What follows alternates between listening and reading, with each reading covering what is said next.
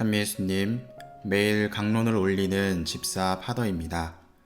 오늘은 2020년 7월 6일 연중 제14주간 월요일입니다. 오늘 독서는 호세아 예언서 2장 16절, 17절에서 18절, 21절에서 22절의 말씀입니다.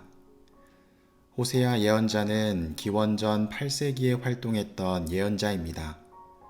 호세아가 활동할 당시에는 예로보암 2세 치세가 끝나갈 무렵부터 북왕국이 아시리아에게 함락되기 전까지의 혼란한 상황에서 예언 활동을 하였습니다.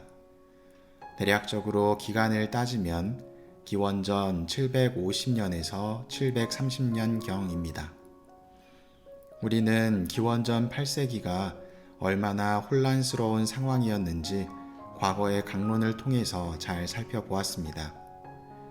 계속해서 왕권이 바뀌며 하느님을 멀리하는 우상숭배를 하였습니다. 나아가서 결국은 아시리아에 의해서 북이스라엘이 멸망하게 되는 이야기도 기억나실 겁니다. 호세아서의 중심 주제는 이처럼 혼란스러운 상황에서 하느님과 관계를 회복해야 된다는 이야기를 하고 있습니다. 호세아는 하느님의 자애와 이스라엘 백성의 충성에 바탕을 둔 둘 사이의 돈독한 관계가 어떻게 무너지게 되었는지를 남녀 간의 사랑과 가정의 표상을 이용하여 설명합니다. 그리고 이러한 손상된 관계의 책임은 전적으로 이스라엘에게 있다고 표현합니다. 왜냐하면 어리석게도 가나안의 풍산신 숭배에 빠져들고 하느님을 멀리하였기 때문입니다. 따라서 호세아는 백성들의 무지와 어리석음을 고발하고 자신의 불행한 혼인 생활을 하나의 상징과 비유로 제시하면서 온몸으로 그들의 부정에 맞서 하느님의 한결같고 성실한 사랑을 증언합니다. 그래서 호세아서의 전반부인 1장에서 3장까지는 하느님과 이스라엘 백성 사이에 관해서 혼인에 비유하여 설명하는 내용이 나옵니다. 오늘 독서의 내용도 하느님과 하느님 백성 사이를 혼인의 관계로 바라보면 바로 이해가 되실 겁니다. 1장의 내용은 하느님과 이스라엘 백성 사이의 이혼 선언의 내용이었다면 2장부터는 재결합의 내용입니다. 이제 나는 그 여자를 달래어 광야로 데리고 가서 다정히 말하리라. 거기에서 그 여자는 젊을 때처럼 이집트 땅에서 올라올 때처럼 응답하리라. 여기서 여자는 이스라엘 백성을 뜻합니다. 광야는 다시 재결합하는 장소의 의미로 사용됩니다. 그리고 여자가 젊을 때는 이집트를 탈출하며 하느님과 맺었던 계약을 떠오르게 합니다. 이집트를 탈출하며 하느님과 맺었던 신실한 관계의 회복을 이야기하고 있는 것입니다. 그날에는 내가 더 이상 나를 내 바알이라 부르지 않고 내 남편이라 부르리라. 8세기에 하느님을 멀리하고 이민족들의 신을 하느님이라고 부르던 종교 혼합주의를 꼬집고 있습니다. 이제는 내 바알이라며 잘못 부르는 것이 아니라 내 남편이라고 하느님을 부르게 되는 올바른 관계로 돌아갈 것을 이야기하고 있습니다. 그 뒤에 나오는 21절의 말씀은 유다인들이 중요하게 생각하는 성경 구절입니다. 나는 너를 영원히 아내로 삼으리라.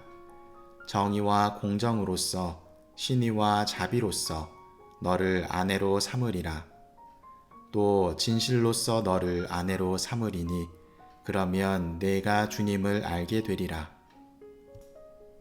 호세아서는 하느님의 두 가지 중요한 속성인 공정과 자애를 다 같이 강조하면서 이스라엘을 결코 버리지 않으시리라고 약속합니다. 또한 21절과 22절은 유다인들이 성구갑에 적어 수시로 바치는 기도문으로 삼을 만큼 중요한 내용이기도 합니다. 오늘 복음의 내용은 마테오복음 9장 18절에서 26절의 말씀입니다. 흔히 액자식 구성이라고 이야기하는데 기적 사화 안에 또 다른 기적 사화가 들어가 있는 구조입니다. 아마도 각각 다른 내용의 기적 사화였는데 같은 주제를 품고 있기 때문에 편집 과정에서 합쳐진 것으로 보입니다. 첫 번째 기적은 회당장의 딸을 살리시는 예수님이십니다. 회당장은 각 마을에 존재하는 회당의 장으로서 지역 유지이며 마을에서 분쟁이 일어날 시 옳고 그름을 판단하는 인물이기도 했습니다. 마을의 대표성을 띤 인물이기 때문에 상징적인 의미를 지니게 됩니다. 예수님의 활동을 지켜보면서 많은 유다인들이 기존의 가르침과 다르다는 것을 보고 혼란스러워했을 것이고, 기존 체제의 산 증인이라고 할 수 있는 회당장이 예수님에게 다가와서 고백하는 이 내용은 특별한 의미를 지니게 됩니다. 회당장은 엎드려 절하며 예수님께 이야기합니다. 제 딸이 방금 죽었습니다.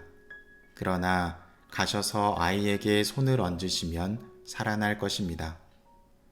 이 말에 예수님은 특별한 언급 없이 그 회당장을 따라 나섭니다. 그리고 걸어가는 중에 12해 동안 혈루증을 앓는 여자가 예수님 뒤로 다가가 옷자락 술에 손을 댑니다.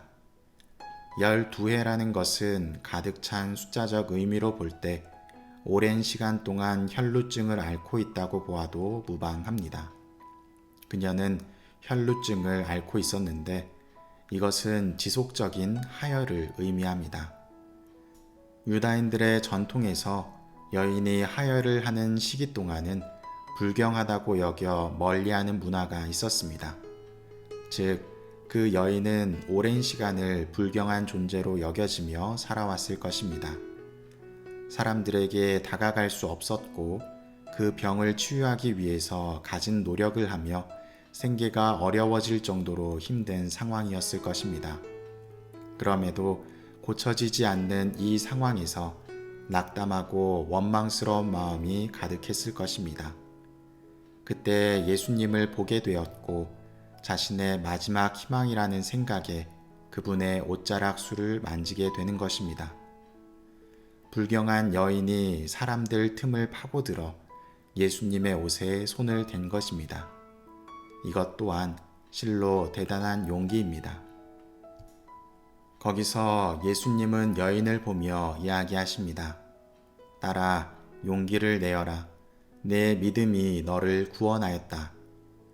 여인은 불경한 존재였지만 예수님의 옷자락만 만져도 병이 나을 것이라 여겼고 실제로 그분을 통해서 병이 낫는 기적을 체험하게 됩니다. 이 치유는 죄의 상태로 단절되어 있던 하느님과 관계가 다시 회복되는 것을 의미합니다. 이후에 회당장의 집에 도착한 뒤에 사람들의 모습을 보니 이미 딸이 죽었다고 생각하며 장례를 치르려 합니다. 예수님은 그들을 다 물리치시고 회당장의 딸에게 다가가시어 손을 잡으셨고 그러자 소녀가 일어나게 됩니다. 소녀가 일어나게 된 이유는 회당장이 보였던 믿음을 통해서입니다. 기존 체제의 증인이었던 회당장이 예수님께 엎드려 절하며 자신의 딸을 살려달라고 청을 했고 손만 가져다 대어도 일어날 것이라는 믿음을 보여주었기 때문입니다. 그렇기 때문에 예수님이 딸에게 손을 대시자 살아날 수 있었던 것입니다. 믿음을 통한 구원을 보여준 사건이며 죽음이라는 하느님과의 단절에서 그리스도를 통한 믿음으로 하느님을 통해 다시 생명을 얻게 되는 회복을 보여주신 것입니다. 오늘 독서와 복음의 내용은 명확한 주제를 품고 있습니다. 하느님께서는 우리를 너무나 사랑하신다는 것입니다. 그리고 그 사랑의 관계는 하느님이 저버린 것이 아니라 우리가 저버린 것이며 내가 다시 돌아가면 언제나 받아주신다는 내용입니다. 그것을 독서에서는 하느님과 이스라엘 백성을 혼인의 관계로 표현했습니다. 복음에서는 회당장의 믿음과 혈루증을 앓고 있는 여인의 믿음을 통해서 구원을 받을 수 있다는 내용으로 드러내고 있습니다. 세상 사람들은 이야기합니다. 믿기만 하면 다 되는 게 어디 있느냐? 믿기만 하면 다 되지 않습니다. 물론 그렇습니다. 그러나 그들이 이야기하는 믿음에 정말로 하느님께 대한 믿음이 함께하고 있을까요? 진심으로 하느님의 구원을 믿는 간절함이 있지 않은 믿음이 믿음이라는 말로 표현될 수 있을까요? 우리는 회당장이나 혈루병을 앓는 여인과 같은 간절한 믿음이 내 안에 있는지 돌아보며 믿음이라는 것이 지니고 있는 의미를 다시 한번 생각해 봅시다. 하느님은 믿으면 구원해 주신다고 합니다.